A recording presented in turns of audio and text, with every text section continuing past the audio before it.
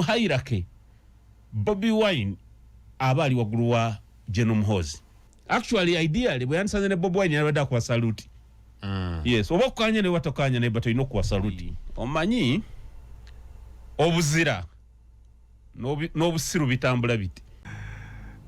Honorable soko namusize ku bantu sabotandikira. Yeah, batuuliriza n'abatulaba mbalamusiza kungu Katonda yebale kukuuma. Allahumma amen. Bwetuli mpola mpola. Yenze Haji Arun omusomi w'edduwa asangibwe Bulumagi ku luguudo lw'Ejjinja nkola ku bintu ebyenjawulo ng'emuli endwadde zitawaanya abantu aba bulijjo nkola kwabo bonna abalina ebizibu mu mukwano bw'oba olina ebizibu mu mukwano jangu gyendi neeyonera nsobole okumalira ensonga kola ku mikisa egy'emirimu nkola kwabo abaagala okugenda ebweru buntu nk'okozesebwa amajiini okozesebwa saitwani ebyo byonna mbikolako osobola okukozesa ennamba z'olaba ku screen naku zino ssatu eggwanga liri litya nakikugamba kungu wano nti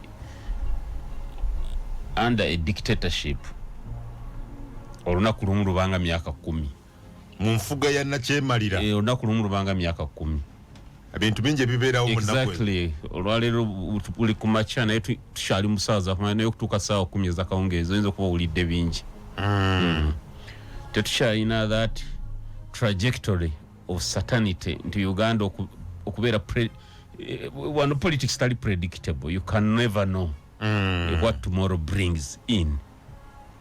You can never know. Tomanya kyekijjencha. Toyinza kumanya kyekijjencha. You can't predict the future. You can't. Atenga Uganda mbinye kyenkani. Yes, and what is custody of government ya Africa yonna ngetandise okwesigama ku magye mawaliwo ekizibu. Olaba amaanyi ga President Museveni gamuli mu magye. Amaanyi ge gamuli mu magye. Alinga chief government spokesperson kati General Muhoozi.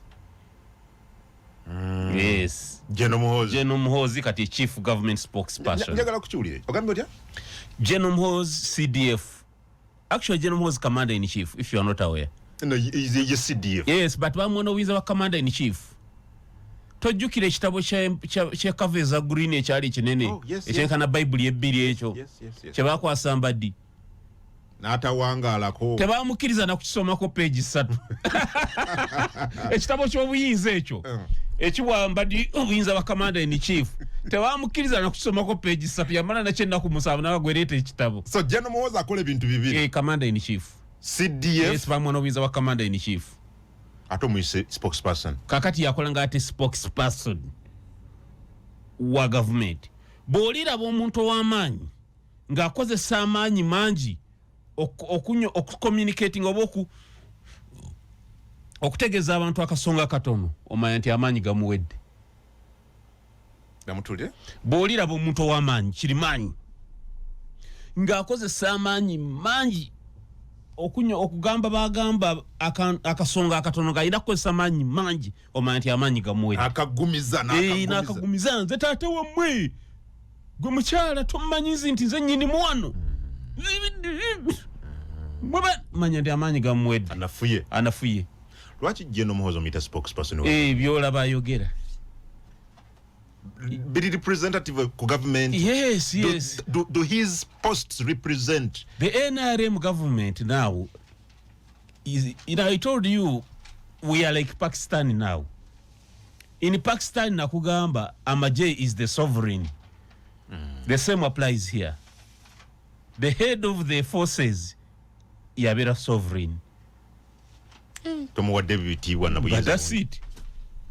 That's it. Linda mukalu agenda kulaga kwotegeere kati kino olaba sampulo omanyi bayita sampulo abaganda sampolo kyolabako tuli ku sampolo omuntu yenna akyeni mantu tuli mu demokrasia mboli mu demokrasia wane Uganda tetuli mu demokrasia. Look what happened at the court martial. Tujja court martial. Yes, nete tuli mu demokrasia leo isagala genda yo. You are going into mukalulu kemuyita akalulu. General Muhoozi, the commander in chief, is intimidating everybody, including the police. Statements like mukalulu akaddako taata bwekagwa teri civilian oba poli ali tukwata buyinzo ayinya kuba musirikale oba police. Statements like tata tumusibule n'ekisanja kimbati with 80%. Statements like mwaba police oba oyagala emirembe bowulira omuntu yena ayogera ku member wa family yange obubi olukiiko lugumbulule botakikola kajja kujjutuka gw'okuyimirira obuyimirizi noga banaye MP we kankwe ekyokulabirako owesemba omanyi honorable Satis Kutesa yes noga honorable Satis Kutesa tokoze bulungi pakyakulabirako honorable amusora part of the first yes police ina gumbula olukiiko n'okukwata. What? Yes, that's what it means. And he's intimidating these DPCs. Gogamba bugam neje no Muhoozi amajeta gama nejinze DPC wawa nintinda ina kunona. Bwata kunona ina kuandika statement. Jeno Muhoozi bwuli anga President Museveni akugamba omuntu anabbe mwanyi. Emwanyi okubbe mwanyi theft. Bobbi. Okubbe embuzi it is theft. Okubbe it is theft. Nagamba tewali bondi. Ate n'ekya Beiru nakyo njogedde ne Chief Justice ekyo twakimaze. N'ekya bondi kyo nkisazizaamu. Tewali bondi. What is that? Where are you heading to? Where are we heading to? We are heading tugenda mu total anarchy, total despotism, total autocracy, military dictatorship gye tugendedde mu ddala. At such a time? Yes, nero we abagala kwa amending amateeka nti court maso bajiwa appeal courts ezenjawulo. Seen that court maso kitegeza civil courts za kuba sigaddawo bagenda zijjawo.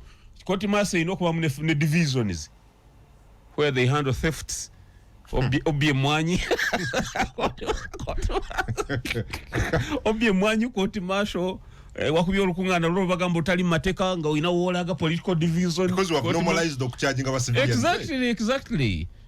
Zino koti yazigoba President Museveni kubanga zo zigoberera nnyo enfuga y'amateeka. Jeno Muhoozi ataaka kabuli olucha yagambye he will behead a leading opposition politician. That is very unfortunate for sure. Come again?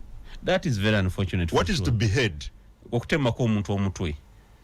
Okusalako omuntu omutwe. You see, that is very unfortunate. Context yakikozesa musimanyi. Ayinza okugamba I will behead this person, leading opposition politician. No genda no gamba fetwakwata sente empitivu netuziwa Kyagulanyi mbamuwa sente empitivu balwane Dr. Kizza Besigye je ne bajje n'abalala they convinced their father n'ebirala byazze awandiika bwagamba ono asaana kufa ono asaana kino ng'ayita ku mukutu ogwo. You said ono kati yalinga spokesperson wa government. Do you really think such is representative of this government? Yes. You see, President Museveni is ali insecure. Insecure chichi. Tatebenkedde tamanyi kigenda kudda koncha. The only omuntu gwayinza okwesiga yandibadde General Sale. Ne Sale alinga yakowa politics. Is hope yeyo obwesigebwe bonna omuntu gwayinza okutebenkereramu ng'obuyinza buli mikono gya General Muhoozi mutabani we ate Kyovola ndoza yamu obuyinza obwonna obwa commander in chief.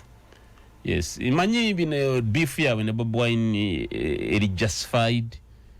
Ojukira ne Honorable Bobi Wine we yagenda Ekalamoja sorry okubiddamu bino nze simanyi kuvuma abantu nenaga nti ono mutano wa Museveni yagamba ezo mugwago omutambi wadanga kyano kyali kinenemu. But General Muhoozi I know kwe restraining because for him is a serving military officer. Tugamba wano taina nsonga yana kwesanga bannansiku. Yes, because he ali polished training gye yafuna nze ndi surprised ndi shocked. Waliwo benalaba kigiro bakyinterpreting obubi wano kale amunyagwa wanye General Muhoozi. That is rubbish. Kirizo obagana gwe kungo ina masters degree mu mawulire kobo yogedde ebinsanyusa oba ebitansanyusa tekijjawo nti oyina masters degree. General Muhoozi ya training nnyo mu training but yandibadde ye restraining because mu hierarchy Bobi Wine aba ali waggulu wa General Muhoozi. Oh yes, he is the leader of opposition. Oba omwagala oba tomwagala. He is the official leader of opposition mu ggwanga. Kati ali waggulu wa General Muhoozi. General Muhoozi wadde CDF wadde ki wadde General Foster General. Of course, alina obukugu obw'enjawulo bungi General Muhoozi. But ali wansi wa Bobi Wine. Oba oyagala oba toyagala. General Muhoozi alina okubeera subordinate civilian authority kye bakugamba. Actually, ideally, bwe yandisanze ne Bobi Wine yalibadde akuwa salute. Yes, oba okukanya ne watokanya naye but olina okuwa salute. You get the point. General Muhoozi alina okusalutinga Bobi Wine. But he has to restrain himself. I am not condoning the character of Bobi Wine because he's also an erratic character. Bobi Wine. What is like siru called for. You get the point. You oyinza obutakanya na muntu. N'omuwakanya nenga tomuvumye. Abantu bonna balina families, balina abenganda zaabwe, balina ki in-laws, balina ab'emikwano gyabwe. Gwe omunooba omulanga mubi, the people who cherish him, who treasure him, abamulabanga ekyobugagga gye bali. So okuvuma kuno kino kisirusiru, I don't think ebyetagi. So we can tusobola okulwanyisa regime eno. Tujiteko nitisinize nenga tetuwemudde bantu tetubavumye, tetubatyobodde. But now General Muhoozi oyini bwakuvuma atya. You must I'm sorry because a commanding voice, but you must restrain yourself because gwoli mukozi waffe. General Muhoozi commands our army. Though his dad thinks in Nigeria, this is a national army. General Muhoozi ya commanding. General Muhoozi sente zagenda kusoma matendekera agona fetwa zaffe za mwa musolo. Uniform zako zayambala bikibi kyona zaffe. I know que restraining. Paka nga resigning. I'm not saying Taina rights. He has rights. Na ye General Muhoozi waba yagala kunyumirwa esa resigning maje agavem. Sorry, ku resigning but retiring avem maje. But achikole ayina kusirika. So gamba nja kutema ko omuntu enja kola I don't think they byetagisa. Yeah, but banji bamutendereza wale bawujja obunyabuli kyayogera ne bakuba mu ngaga kyekyo. Yeah, kituufu. Abalala boyogera n'abamajja abambaga ndeka tontwale eyo. Anti is he that feared? Kankunyonyole. Bobo yagala mu byofuzi to underrating nga mulabewo. Boba tuve mu propaganda omu. Nayo inokimanya nti General Muhoozi is the founding commander of the SFC. Special Forces Command. So you might right my opinions might right opinion here, but I don't think Chiwacha magazine you to just underrate him.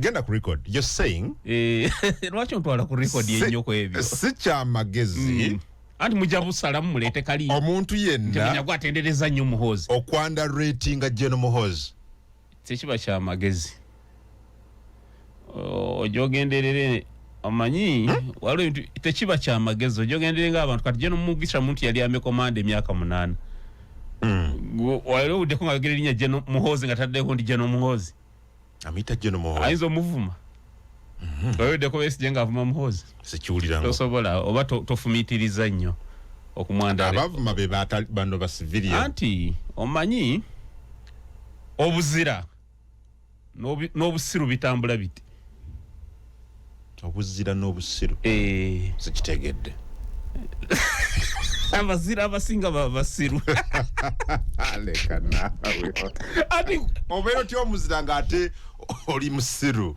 ati kungu nesimanyi lwaki eyo ontwalayo omanyi sinyumirwa kuvuma abantu ate waliwo ebigambo binyina okwogera nga mbyogera mu layini eyo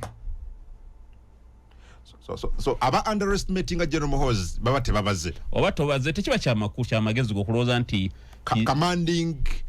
founding commander wa SFC mbutayina bamukiririza bamukwata mundu bawera mitwalo 2 obolimba nokubeera kituufu nyinza obutamuwagira but tekikuina kujjako kutegeerako kumanya busobozi bwe n'obulabu bumulimu ekyo kati famu kyenjawulo gye tulina kubalala. For example, again, Sekutya.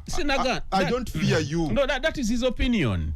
That is his opinion. You see, nkugambye mu hierarchy Bobi Wine ali waggulu wa General Muhoozi. Okitegeera?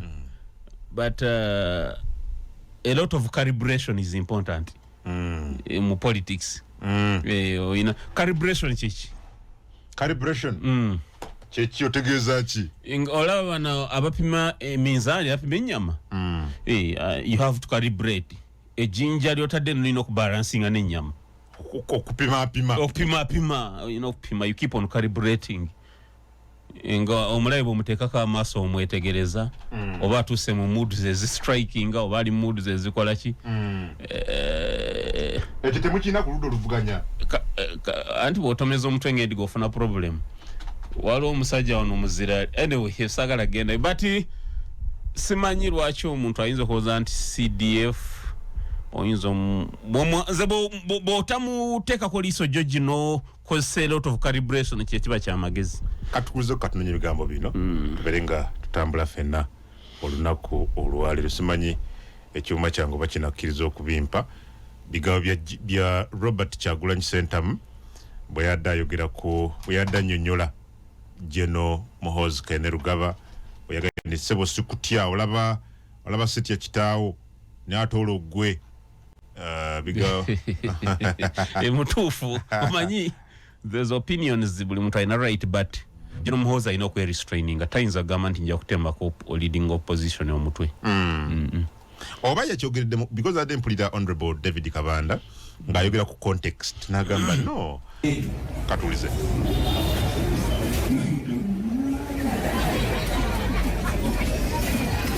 You have seen it. I even saw him. Namulabinga agamba batongoze ebisiyaga. Mwakirabye temunaba kyogerako. Era bannamawulire temugenda kyogerako. So friends, like Kwame Nkrumah said, seek ye the political kingdom and the rest will be added unto you. We need to get that power and use it to do good to our people because power Museveni byawandika matumbi g'ekiro ebitakwatagana yawandise n'agamba yene taata we be bansponsoringa be banteekamu ssente bwe baleka luma munteekamu ssente mundeke ssente zammwe nzikozesa eki bwemama munteekamu ssente ate omuntu omutalimu ssente ebikola byokola ate buli gyalaga mumukuba miggo obaotabantu be mukola ki naye omuntu oyo yabyogedde yagambako ye alina oluganda ku Yesu etugamba Yesu munyankole etugamba nga temunamunyigira mumusaasire mumusaasire muba mumanyi mu matumbi budde amagengerege y'ensi ye so mumusaasire nga temunaba munyigira yavuddeyo n'awonyinga ne poliisi abagamba muntu yena ayina ayogera ku bubbi bwa kitaawe ne ku ttemu yenga mutabani wa kitaawe ne ku bikolobero bye bakoze nti poliisi erina okuvaayo nemukwata naye nze poliisi gyenkwate olw'okugenda amazima naye ngeri poliisi gyenankwata yetanaba kunkwata nja kitwala ni either poliisi Honorable Sanya awanda mulio mulalu buli ddiiro eba ne point of no return waliwo eyo omusajja waffe yagenda okusaba obugagga yagenda ebwambeeyo asaba obugagga omusawo sijja mwogera kubanga yakafa namuga ayingira mu ruumu eyo twala ekyamba akambaako genda n'ekyambya mu ruumu kyosangamu okiteme bwe yatuuka mu ruumu yasanga mutabani we omukulu n'agaana omutema nadda nagamba bukoze bubi obutatema obadde osusse layini koyise kaggwako n'oyingira eri obadde oyina kutema neba otatemye kale bwe yatuuka ewaka yafa bufi buli ddiiro eba ne point of no return kyosangayo kyokola sanya siyinza sanga kwogera binene naye ebintu ebimu bano abaana bemuyita foot soldier babiyingidde bukulu basooke babyetegereze politics atambula atya politics alimu kyabayita underworld tojja genda tule ku meeza eno bagayogera bino byogera totukogambe ate banayi mwangizira eno yogedde nti Bobi Wine twabba obululu bantu manetiking obululu manya million meka atotuse yogera bino bali batumye toche ekibuga nje petrol station 3 atecha no damu kuvuma because mukambwe mu avuma buli kiramu yemanyize nnyo zine eddwa tuyina eddwa eziwugula ebibamba Fabasiramu tuyina eddwa z'osoma ne ziwugula ebibamba azisome nnyo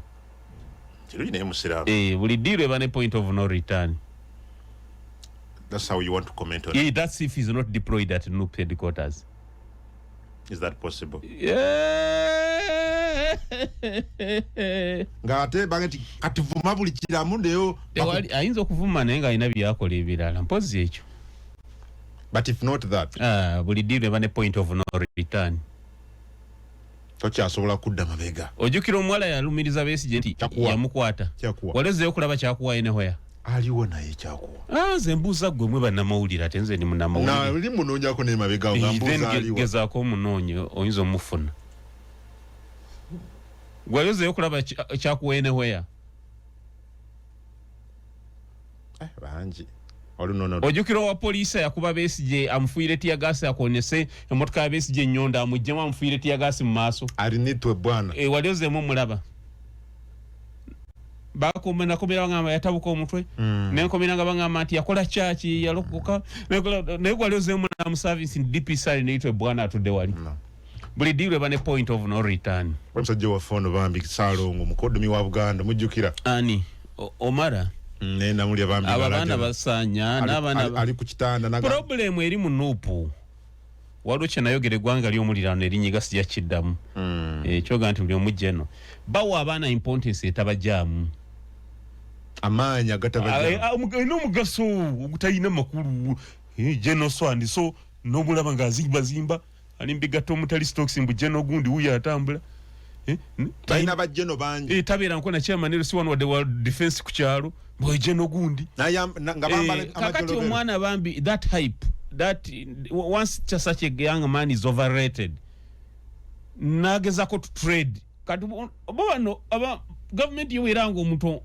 omwogera ko mu lukiko olunene jeno gundi aze baloza usanga yakwatiridde ekintu ekyo ng'abaana abamu batende waliwo n'ebikozesa okusuubula ne balya ne sitaani nakugamba bobanga osazeewo okulya ne sitaani si kirungi naye nakugamba obanga osazeewo okulya ne sitaani liise wuma empanvu sitaani eyinza okukwata omukono naye ku leve eyo ng'omaze okusaddaako endiga oyingidde mu rumbaga kyosanga mu kyoba otema ate nogamba nzize emabega suubira nti oyinza okufuna emirembe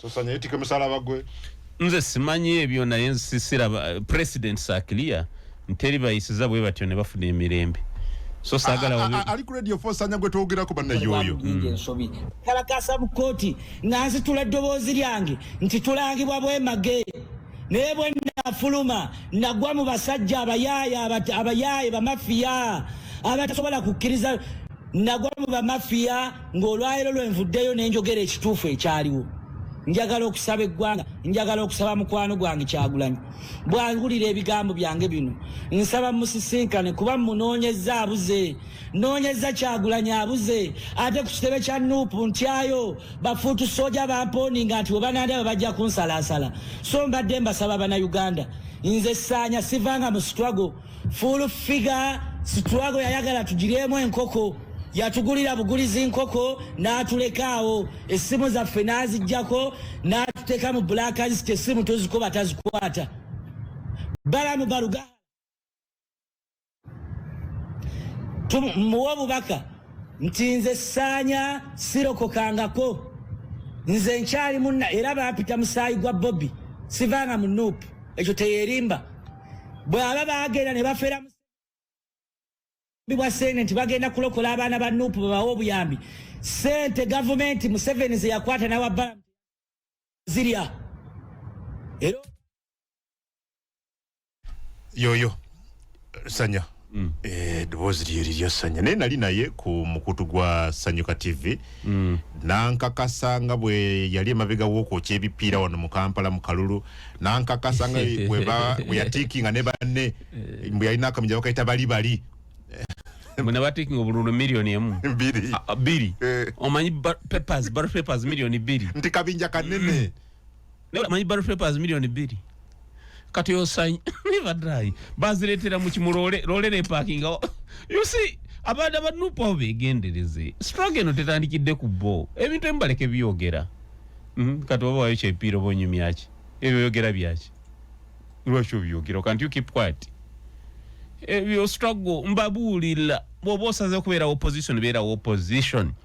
Ebanga limaze mu politics teri matako mbiri yali amaze mu politics teri muntu ayimira naga. Olieno nga toyina musimamo omuswayi kyaita musimamo mugongo babayita bamatako mbiri babayita bani matako mbiri mu Luswahili teri toyina musimamo teri yali awangadde mu record is very clear.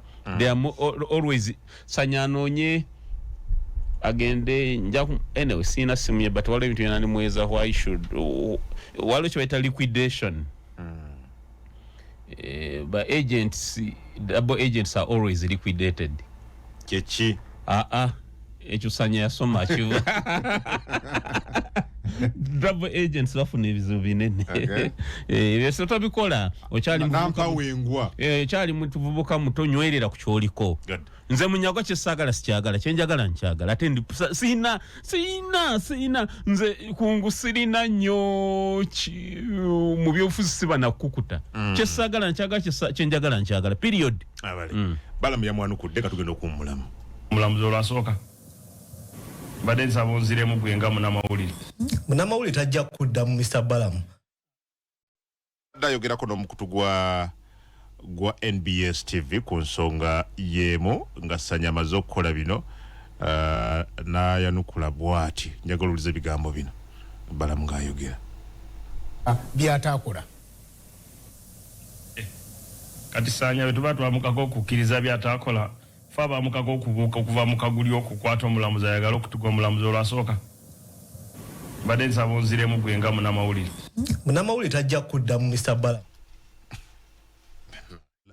Ono munjawo tugende buterefu byadde mu court martial nako olwajjo General brother Dr. Kizza Besigye yasinikiddwa nate kwa alimanda mpaka wiki ejja lunaku lwa Monday naye nga bino byonna biri awo Council Aaron Kizza twamulabye yazze nagezaako ku court orders nagezaako okumulaga wayina okutuula ne yeremana gati yagala kutuula walala kakananga matayi gabaga mukutte paka mukaduukulu bamudok olwakomezeddwawo bamuwadde bukibonerezo. He was found guilty of contempt of court and he was sentenced for 9 months in jail. Wabawo omuntu akyasinza okulya mu nsi gye bayita Uganda olukwe okuva lwe yali ebaddewo ye President Museveni. Wanje? Wabawo omuntu yenna yali asinzeyo okulya olukwe mu Uganda kasokedde ebaawo ye President Museveni. Okulya mu nsi olukwe si treason? Yes. Newunya n'okwewunya sometimes nga President Museveni abantu yatta bakyeruweero. Ng'alimba mbu aleeta nfuga y'amateeka. Dembe lya buntu oba abantu yatta baki oba semateeka w'ekyenda mu etaano yawani yali akola waki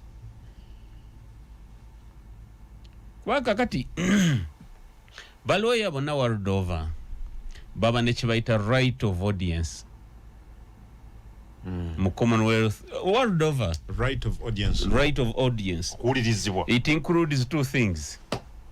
One is for for such a law advocate be allowed to enter appearance. Okumukiriza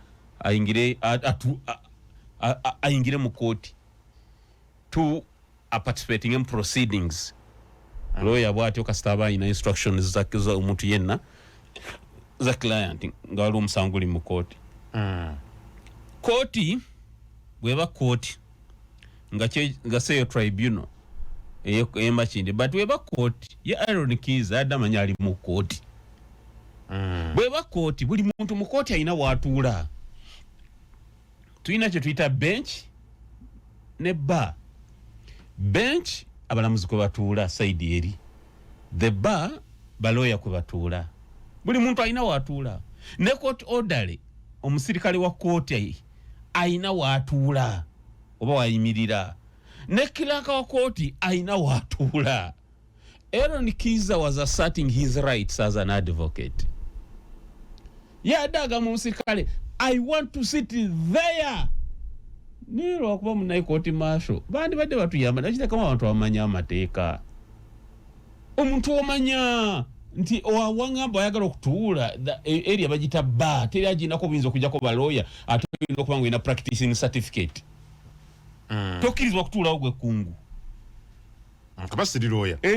No bw'obanga waloopye omusango waliwo bench gy'otakkirizibwa kutuulako tokkirizibwa kutuulawo. Kakati bo lawyers akugambye I want to sit there. Ekyo omuntu yenna asomye ku kakosi k'amateeka abamanyirwa kirooya is insisting okutuulaawo. That's number one. Number two, Honorable Freeman Mugabe never does any instructions. I mean, not Honorable General Freeman Mugabe never does any instructions. Is he keeping Aaron Kiza? Quite a Aaron Kiza match in the Chirikiria. Yabade level Yamateka Kawagasonsulira. I think at Abasala Tabasanyala Zizabadaba. Yadeba labisabubi ngabasala tabalo kwa gamateka bamanyimanji nebasala basanyala zamule tunulira musajja mukuru sumwebula kamuleke oli yabadde tali kwebyo oli ade muyemuvuka muto amateeka gagategeera botaputa amateeka mungeri y'obusirwa gamba amateeka ko gataputa mungeri y'obusirwa yemuvuka muto kyake byadakule byadde bikunyumira. Of course yes, naye bogera ku konda zasagala nnyo muntu yeyita kyatali somanga mawulire ate nziye ntula mbugenda to moderate program ya mawulire. So about the conduct, Honorable T, as lawyers, you have a certain, you know, you have the way you conduct yourselves when you're in court. Yes. Chetaka kusoma professional code of conduct ya baloyo tegere what constitutes bad misconduct and what constitutes good conduct mu court. Lawyer nga kusanzo otudde mu kifo balina okutula nga tosoma nkomateeka akuba n'oluyi. You are an imposter waliwo otatuula nakugamba gwe muzikiti. Listen de kankubulye kati gwe muzikiti okuyimirira kugeraageranye ku Samora gwe muzikiti okuyimirira ku swafe esooka kungu fe tulina kumala kuggwayo. Yes swafe esooka y'abamanyi obusiraamu fe tulina kumala kuggwayo. Lawyer kati kiringa kankuwa example n'otuula mu ntebe y'omulamuzi oloza bakukola ki? Sidi mulamuzi lwakintuulamu. Exactly. Lawyer n'okutuula lawyer n'akuboggolera ng'otudde mu ntebe y'abalawyer nga toli lawyer ng'oyo wa poliisi owa musirikale oyadde eyimiriza tosobola mugaa nti misbehavi nze mu court. What General Freeman would have done were there's an instructions ezija Kiza mu musango guno yandibikoze in a smart way nge eritambulira within the ambit ey'amateeka. He ought to have posed the question to counsel Aaron Kiza to show cause why he shouldn't be charged for contempt of court. Kati awo yandibadde ali mu kugezaako kutambulira in line with Article 28 of this Constitution, right fair hearing. That right fair hearing yava wa Katonda gy'owulya twogerako. Mwe muyita tosala gwa kawala tunawulya gwa kale. Mu n'amateeka bagiyita aud arutaram pateim. Gye mugamba ntosala gwa kawala nga tonawulya gwa kalenzi bagita right of fair hearing. It's a principle of natural justice yava wa Katonda. Mu mateeka tugiyita aud arutaram pateim. Aud arutaram pateim. Eri mu section mu Article 28. Toyikirizibwa kusalira muntu musango nga tomuwuliriza. Article 28. Article 28 fair hearing. Tosala gwa kawala tonawulya gwa kalenzi. Aud arutaram pateim. kiri mateeka so kigogolinga awud arutaram party kansogenda be article 28 of the constitution of Uganda bwembikula wano mu article 28 because amateeka mpita naye wano yes bikolola be article 28 egamba bweti right to fair hearing. Yes. Clause 1. Yes.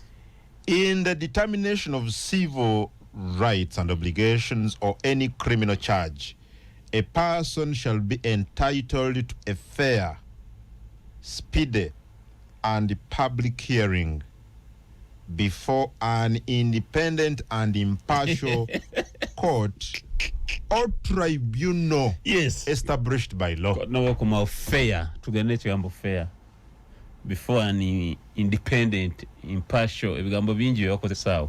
Ne buli kimu element ya fair hearing. Buli kawulirawo element ya fair hearing. Buli kawulira kakulu. Fair, impartial. Court inakuba fair and impartial and the public. Oba uli the public, ekigambo public. Yeah. Toyina kusubira muntu bweru. For a hearing to be fair, toyina kugalira bweru bantu bweru wa gate nga bagaliddeyo kansoka libala. Kote inakubanga wolaba ekisawo ky'omupiira bande bajja buli omu nayingira awulira omusanga bune bayimira ne madirisa. Bagoberera. Yes, because judicial power is derived from the people.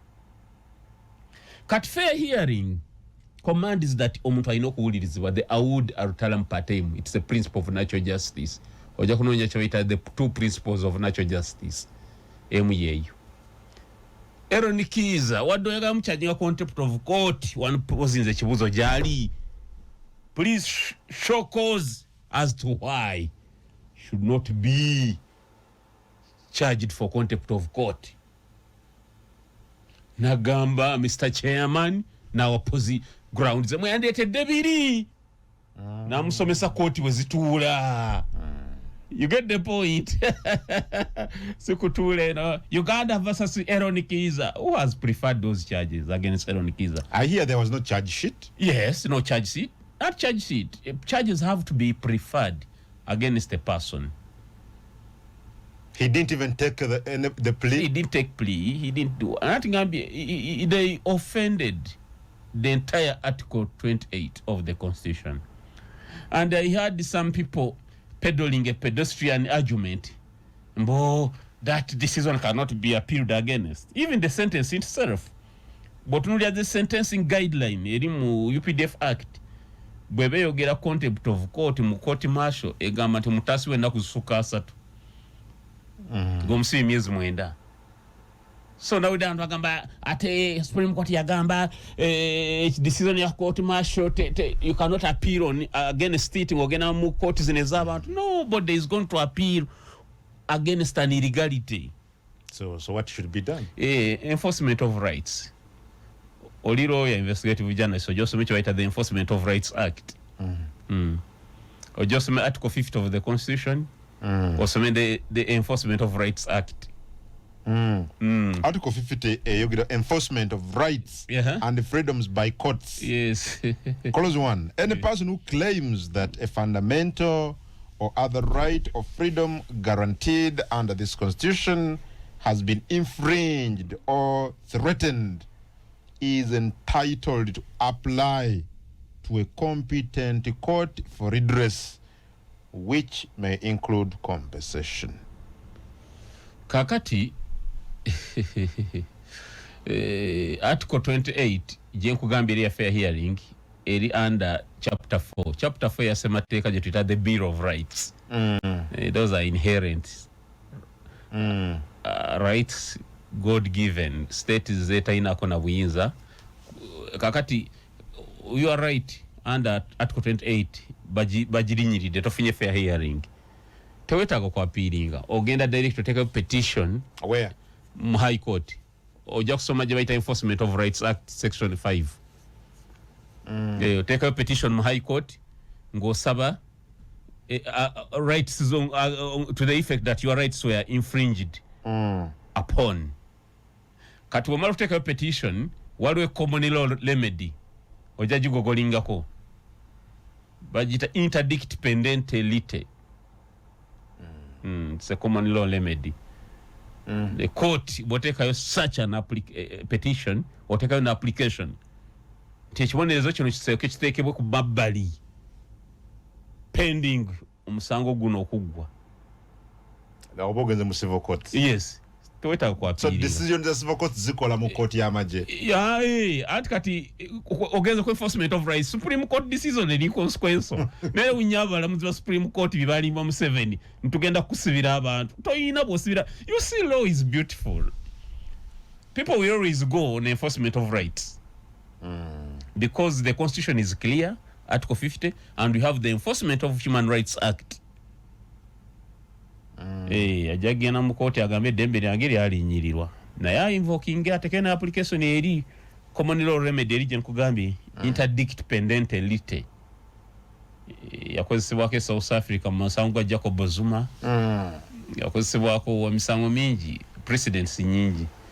Invoking remedy eyo. Eyo sentence bagera setting aside. Obusungu bwadde bungi nnyo. Anti obusungu bwadde bungi nakugambye. Wali Bwongo, I was with Frank Agashumba ku TV last night. He put it very clear. Yachitemye yachanalyzing the bulungi yagambye mu mateeka bakozesa mu mitwe na Bwongo. Nti naye nti NRM ine ekizibu. Terondera abantu ku merit.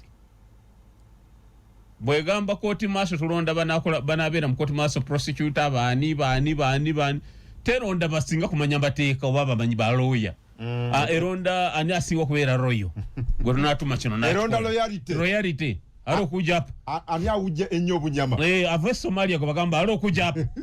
We sergeant kuja apa. Keso wona naenda kwa court martial.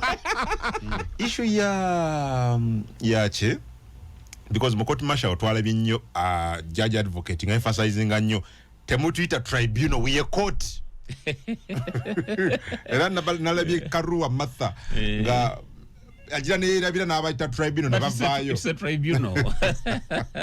Yamukambe this is a court which is even established by our laws. For you a foreigner who appoints them. Weba bagale fuke court then ebikolerwa mu court biba bikolerwa.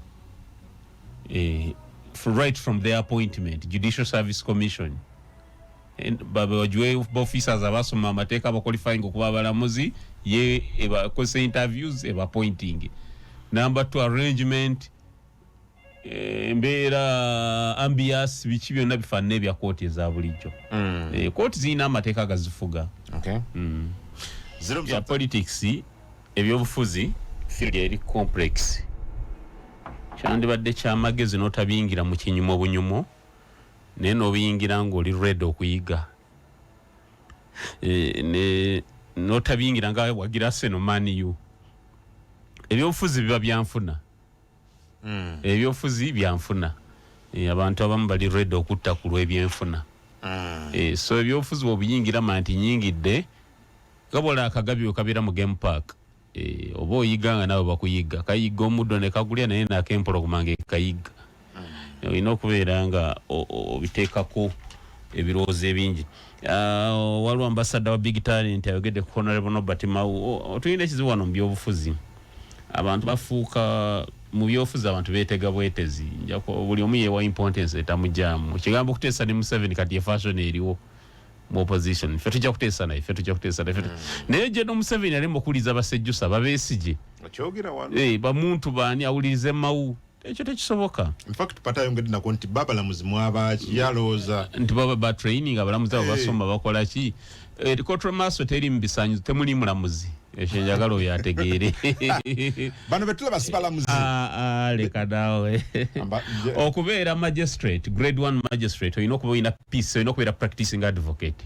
Grade 1 goolaba ng'ekajjansi awo. Then okubeera chief magistrate oyina okuba ng'omaze emyaka 5 mu practice. Yes, okubeera ne PC oyina kusooka kusoma degree y'amateeka myaka 4. N'ogenda ku erudition osoma postgraduate. Kanobeera ate enrolled ku bar. So sisuubira nti abo ebisanyizo babiina.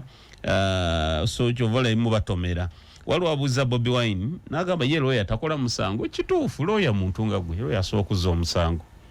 n'ekizibu mu kooti lawyer okuza omusango abamanyi ekyokukola kubanga baya bisoma ebbanga ddene kyenakugambidde nti tosala gwakawala nga tolawulira gwakalenzi omulamuzi gomuyita omulamuzi yadde ayina omuteekako ekibuuzo okumubuuza please weerwaneko lwaki tolina kusingisibwa musango akunyoomoola kooti lawyer n'akubuulira kino nkikoze lwakino nekino so lawyer omusango asooguza naye buli muntu yenna kaabeera oyakaabandi alina okufuna okuwulirizibwa mu kooti ekiriwo emakindi esaagala kibamale mumanyi teri wali kuwozesebwa nti waliwo omusango baki project ya keeping Besigye out of saturation paka 2026 ng'awedde and you've accepted? No, you see, we are trying. Federal kubeera violent as they want, they think. NRM nungi nnyo ku violence. Neffe tubakubisa bwongo kyo vala bwongo bwe balaninga short of ideas na kibajeyo bikonde. Kati gwe tolooza nti ekyo kitono pressure gye tubataddeko ba Martha Karua walabyera oyo w'amaanyi okuveko Moros wanyi bagenda beyongera mu numbers. Amawulire Kenya ndabega wandika amawulire Kenya gafalinga omusango gwa Besigye on a daily basis. Nyo. Yes, fe kasita tukulabisa ensi yonna. Kato kyali mbaloya we Kenya enanti Uganda democracy. President Museveni abadde abalimbalimba East Africa libeere eggwanga limu mbw alikulembere bakyayinza omukiriza ebyo ffe we are scoring kyemwagala kisingawo ku ekyo exactly tetujja kasuka mayinyaga bwe basuubira bakukola ki no ekyo naye time bwe erituuka of course olwo ebiragiro gye biva naye don't think nti nawe tukola bubi Besigye ali mukomera alina obutendeke obumala alina obuvumu obumala mu birowoozo ne mu mubiri okumala ne mukomerera emyaka 10 so ekyo Mandela yabeera mu komera naye ng'ebbanga lyamala mu komera buli lunaku lwasula mu komera ludamaginga abakabulu wabi nnyo otusala bamusesema naye mukasukaawo so we are not tetuli ba cry babies nera wano mukaba obara mute tumwetaaga wano buyambi wote tubwetaaga okay yes then mubalala ndabye wano abadde Vincent ali mulufu agambye birowoozo birungi nnyo thank you my brother papa ebusaba agambye n'ensonga tazitegeera mukama katonda yakola ki of course mukama katonda yanasalawo toyinza zitegeera mbi nnyo then wali wanakugambye bamuyita Namatove Ntebe ananyuta kunyumirwa Mafabi Yazida akwebaziza Dickson Malimaya agambye webale kusomesa gwanga Rollins agambye lwaki olowooza nti abantu bajja kutegeranga bw'otegeera no fogwaffe tugukoze nera Dickson line gwanga lyaffe tetugenda kusirika fogwaffe tujja kujjanga wano tubagambe bannaye kino kiri kiti mwe musala if you choose obutategeera that's your problem naye kyandwadde kyunjobeere mu nsi yo nga weekako okutegeera okay then niyo mulala wano Kizito Chat yakwebaziza ebigambo byo naye neebuuza nti bwe kibanga kikoleddwa ku lawyer nga Aaron ate abantu ba bulijjo kinakuwaza nti a lawyer is an office of court an advocate actually mwawule lawyer ne advocate Aaron is an advocate of the high courts of Uganda okay yes kakati wekikolebwa ku advocate kati go muntu wa bulijjo onogenda mu court martial no yemulugunya nti oba bannaye nsidwa bubi bayinza n'okutera waawo Elliot Nakasongola agambye lwaki biga ebyamagezi we bitoyogera na Bobi Wine nesiri omugwa no tula ne Bobi Wine no n'abavubuka be no bagayidinga n'ebirala bajje bampita facilitating bampandikire nziye mbasomesi tesibule abatuuliriza ekyo mbadde ensaaga ekisemba sina bonna bategeera ebyokukola but abatuuliriza mbasiibula nja kutegeeza bannayuganda nti Dr. Besigye mugumu nnyo ku nsonga zaaliko si mutujju si muyeekera talina musango gwe yali aziiza yes kali tunadda mu wiiki ejja ku lunaku olwokusatu but ekiro kyaliro ku ssaawa emu nja kuba ne honorable minister wa Kampala kyofa tugabye Kabuye ssaawa emu ekiro then kusanyuka TV ekiro tujja kubaako akume